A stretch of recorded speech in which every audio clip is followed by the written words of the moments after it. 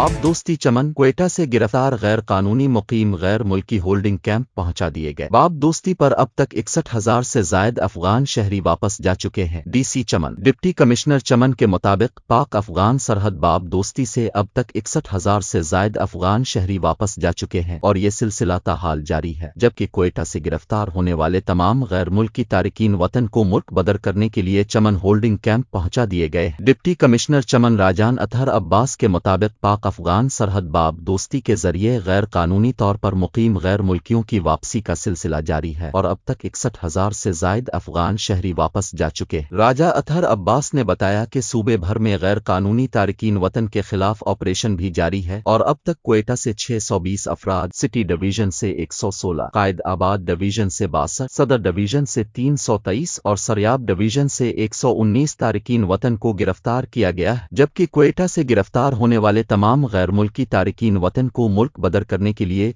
चमन holding camp पहुंचा दिए गए। डिप्टी कमिश्नर ने बताया कि गुज़िश्ता रोज बाब दोस्ती से 477 खानदानों के 5,246 अफराद को अफगानिस्तान भेजा गया। वापस जाने वालों में एक साथ मर्द, 1367 खुअतियन और 2,162 बच्चे शामिल हैं। डीसी राजा अतहर अब्बास का कहना था कि पाक अफगान सरहद बाब दोस्ती रोजाना की बुनियाद पर रात 12 बजे तक गैर मुल्कियों को मुल्क बदरी के लिए खुला रहता है।